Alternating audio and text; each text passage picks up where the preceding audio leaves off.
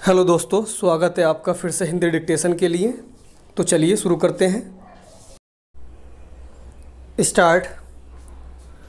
अध्यक्ष महोदय, मैं आपको एक और बात बतलाना चाहती हूँ और वह यह है कि कृषि विभाग को योजना आयोग ने बहुत गलत रास्ते में बिठा दिया है।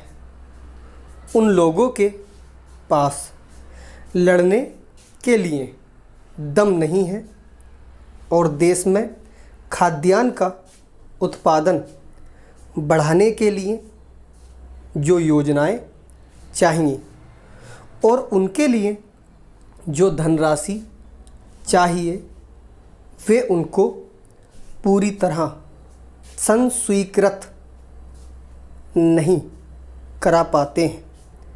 कृषि विभाग तो ज़मीन की तरह आधार होता है और उसी पर देश के लिए पर्याप्त अन्न पैदा करने का महान भार है। इसलिए यह बहुत आवश्यक है कि अधिक अन्न उपजाने के मार्ग में जो भी आवश्यक कदम यह विभाग उठाना चाहे उसमें किसी तरह की रुकावट ना हो। बहुत सी हड़तालें हो सकती हैं, मज़दूर काम से बरी हो सकते हैं, लेकिन किसी भी हालत में वे खाने से बरी नहीं हो सकते। अब हम देखते हैं कि मिलों और कारखानों में हड़तालें हो जाती हैं, छुट्टी हो जाती है, तो आम काम के दिनों की अपेक्षा लोग उन दिनों में ज़्यादा खाना खाते हैं, ज़्यादा दावतें करते हैं। आज यह हमारे लिए यह सर्वाधिक महत्व का विषय है कि हमारा अन्न का उत्पादन उस गति से बढ़े ताकि हम अपनी खपत से अधिक उत्पादन कर उसका निर्यात कर सकें। सरकार तथा इस मंत्रालय के लिए यह समस्या एक बड़ा सिरदर्द पैदा कर रही है। हर एक विभाग में बड़े बड़े अधिकारी बैठे हैं और हजारों रुपए के बड़े बड़े वेतन ले रहे हैं, लेकिन मुझे दुख के साथ कहना पड़ता है कि उनका दिमाग कार्यालय की मिसिलों और कागज़ों में लगा रहता है। इस विभाग का काम बहुत ही महत्वपूर्ण है। प्राकृतिक कोप के कारण जो समय समय पर हमारी फसलों को नुकसान होता है, इससे भी अपनी फसलों की रक्षा करने के लिए आवश्यक कदम उठाना इसके ज़िम्मे है।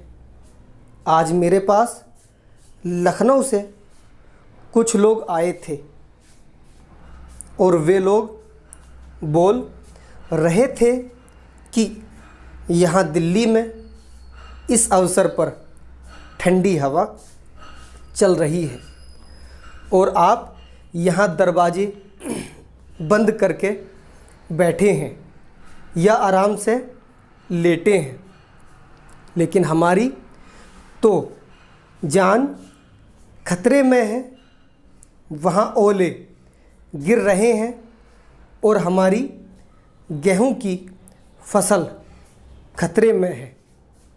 अब यह इस विभाग का काम है कि चूँकि हवा में पानी ज़्यादा होता है, इसलिए फसल के बचाव के लिए उस पर नियंत्रण किया जाए, जिससे फसल की हानि ना हो। अध्यक्ष महोदय, जिस भावना से मैंने यह बिल पेश किया है, उसको विरोधी पक्ष के लगभग सभी सदस्यों ने एक मत से महसूस किया है कि देश में बेकारी की जो समस्या है वह एक भयंकर समस्या है और उसके कारण हमारे देश का विकास, चाहे वह सामाजिक हो, आर्थिक हो या सांस्कृतिक, रुका हुआ है। और ऐसी स्थिति में हम आगे बढ़ नहीं सकते हैं। इसी प्रकार से इस परिस्थिति का निर्माण हम पिछले 54 वर्षों से देख रहे हैं। मंत्री महोदय ने यहाँ पर अभी कहा कि राष्ट्रपति इस काम को नहीं कर सकते हैं क्योंकि वह उनके अधिकार के बाहर है।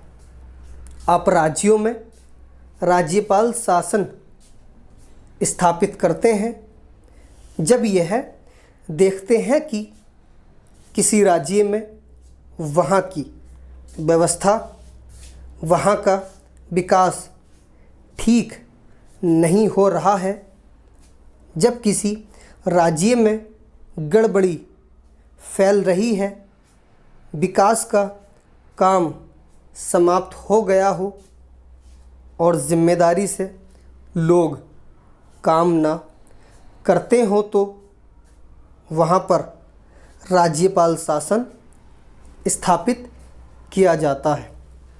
ऐसे बहुत से उदाहरण हमारे देश में मौजूद हैं।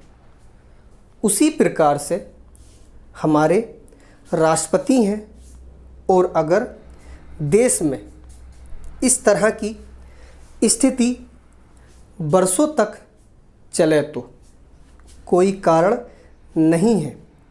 आपात के रूप में राष्ट्रपति इस देश की सुरक्षा के लिए, इस देश की उन्नति के लिए जिम्मेदारी अपने हाथ में ना ले सके।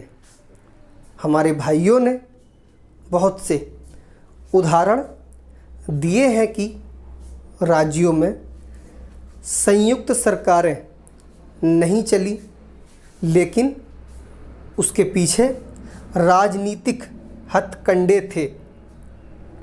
अगर कोई राजनीतिक पार्टी जिम्मेदारी से काम नहीं करती तो विधान में यह स्पष्ट है कि राष्ट्रपति शासन अपने हाथ में लें।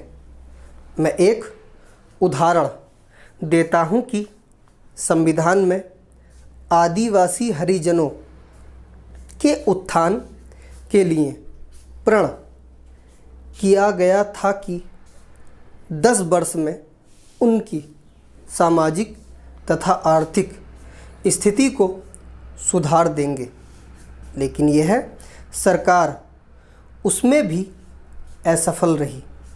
उसको एक बार 10 वर्ष के लिए बढ़ाया गया और दोबारा फिर 10 वर्ष के लिए बढ़ाया गया। इसी तरह से उसको बढ़ाते जा रहे हैं, लेकिन उनकी आर्थिक और सामाजिक उन्नति आप नहीं कर पाए हैं। इस काम में सरकार बिल्कुल असफल हुई है। पिछली बार सरकार पर अविश्वास का प्रस्ताव भी आया था और वह पास होने वाला था। इसलिए मेरा कहना है कि हमारे देश में यह जो बेकारी की समस्या है वह एक बहुत ही भयंकर